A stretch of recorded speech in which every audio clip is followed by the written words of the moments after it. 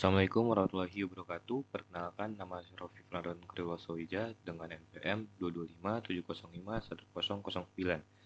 Di sini saya akan menjelaskan materi tentang finite state automata. Finite state automata atau yang dikenal sebagai finite state machine adalah model abstrak yang terdiri dari 5 elemen atau tuple. Kelima elemen ini mencakup input, output, himpunan state, relasi state, dan relasi output. FSA adalah representasi matematika dari sistem yang memiliki input dan output diskrit. Ini digunakan untuk mengenali bahasa yang paling sederhana, yang dikenal sebagai bahasa reguler, dan dapat diimplementasikan dalam dunia nyata. FSA ini memiliki kemampuan untuk menerima input dan menghasilkan output dengan himpunan state yang bersifat terbatas. Selain itu, FSA juga memiliki sejumlah aturan yang memungkinkannya untuk beralih dari state satu ke state yang lainnya berdasarkan input yang diterimanya dan fungsi transisi yang diterapkan. Finite state automata dapat didefinisikan sebagai dengan persamaan berikut. M yang berisi Q, sigma, delta, S, dan F. Q adalah himpunan state atau koleksi dari state atau keadaan-keadaan yang mungkin dalam FSA. Sigma adalah himpunan dari simbol-simbol input yang dapat diterima oleh FSA. Delta itu fungsi transisi delta dibagi Q dikali sigma. S adalah state awal atau initial state. Dan F state terakhir. F subset dari Q. Karakteristik finite state automata. Karakteristik FSA meliputi 1. FSA memiliki jumlah state yang terbatas sehingga ia tidak memiliki kemampuan untuk mengingat sejarah input yang panjang. Yang kedua, input dan output dari FSA adalah diskrit, berarti mereka terdiri dari simbol-simbol terpisah. Yang ketiga, FSA cocok untuk mengenali bahasa yang paling sederhana atau bahasa reguler dan tidak dapat mengenali bahasa yang lebih kompleks seperti bahasa konteks bebas atau bahasa konteks sensitif. Yang keempat, FSA beralih dari satu state ke state yang lainnya berdasarkan aturan transisi yang telah ditentukan. Yang kelima, FSA dapat berupa jenis deterministik DFA, di mana setiap kombinasi input menghasilkan satu kemungkinan transisi, atau non-deterministik atau NFA, di mana ada beberapa kemungkinan transisi untuk input yang sama dari suatu state. Yang keenam, digunakan dalam pengenalan pola dan pemrosesan bahasa. FSA digunakan dalam berbagai aplikasi seperti pengenalan pola, pengenalan ucapan, komunikasi, dan pemrosesan bahasa alami. Selanjutnya, cara kerja finite state automata.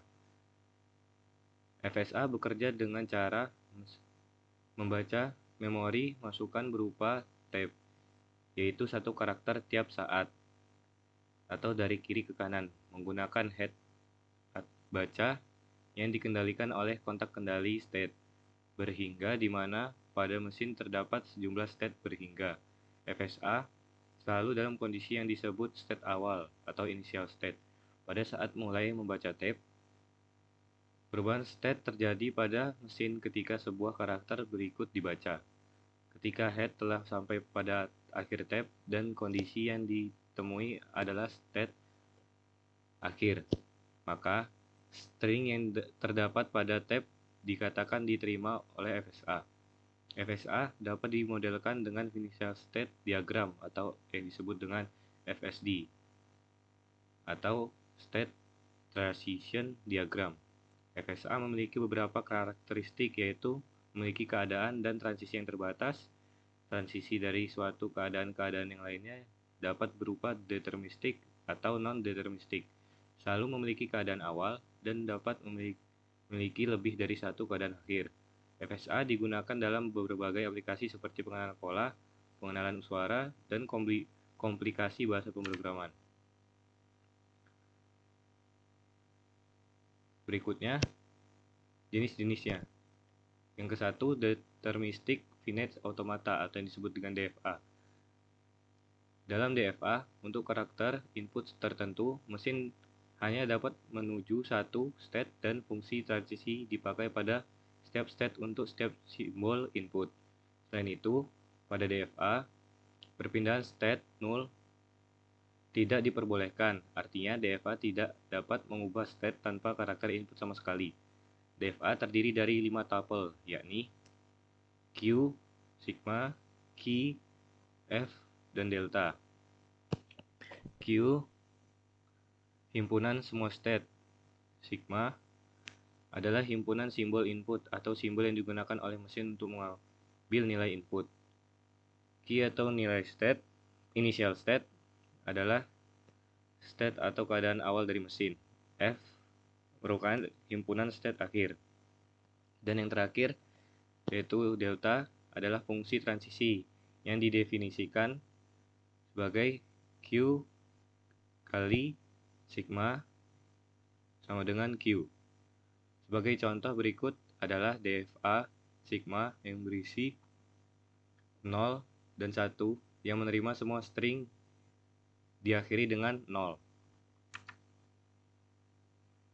Dan yang kedua, non-deterministic finite automata. NFA hampir sama dengan DFA, namun membedakannya adalah pada beberapa hal berikut, yakni diperbolehkan terjadi perpindahan null, yang berarti NFA dapat berpindah ke state berikutnya tanpa membaca simbol input. NFA dapat mengirim beberapa state untuk input tertentu. Pada dasarnya, beberapa hal di atas tidak membuat NFA lebih unggul dari DFA. Jika kita membandingkan keduanya dalam hal kekuatan, keduanya setara. Karena fitur tambahan di atas, NFA memiliki fungsi transisi yang berbeda. Selebihnya sama dengan DFA. Fungsi transisi pada NFA dapat didefinisikan sebagai berikut. Berikut contoh dari NFA. Perhatikan gambar di atas. Bila state Q0 mendapat input A, bisa berpindah ke state Q0 atau Q1, yang secara formal dinyatakan Q0 A sama dengan Q0 Q1. Maka otomata ini disebut non-deterministic atau tidak pasti arahnya. Sekian penjelasan dari saya.